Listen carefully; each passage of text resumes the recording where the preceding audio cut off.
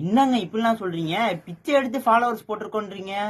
எங்களெல்லாம் பார்த்தா அப்படியாங்க தெரியுது. ஃபாலோ பண்ணுங்கன்னு சொன்னா அது எப்படி பிச்சையா மாறும்? என்ன சொல்றீங்க? அவங்க இங்க பேரை கேக்குறாங்க. அவங்க பேரை கேக்குறாங்க. நாங்க சொல்றோம் பேரை சொல்லிட்டோம்ல, ஃபாலோ பண்ணுங்க அப்படின்னு நாங்க கேக்குறோம். அவங்க ஃபாலோ பண்றாங்க பேரை சொல்லிட்டோன்னு. சில பேர் பாட்டு கேக்குறாங்க, பாடுறோம். ஃபாலோ பண்ணுங்கன்னு சொல்றோம், அவங்க பண்றாங்க. இது எந்த வகையில் பிச்சை என்று கருதப்படும்? யுவர் ஆனர் சொல்லுங்க.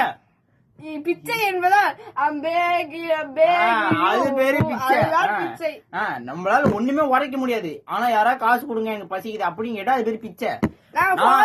இருங்க, இல்ல நாங்க என்ன பண்றோம், நீங்க ஒண்ணு கேக்குறீங்க, நாங்க உங்களுக்கு அதை செய்யறோம். அவங்க செய்யறதுக்கு கைமாறாக ஃபாலோ பண்ணுங்கன்னு சொல்றோம், ஃபாலோ பண்றீங்க. இது எந்த வகையில் பிச்சையாக மாறும்? பேரை சொன்னீங்க, எத்தனை பேர் கேட்டிருக்கீங்க? உங்களுக்கு எல்லாம் பேர் சொல்லிருக்கேன் நானு, அதனால தானே ஃபாலோ பண்ணீங்க.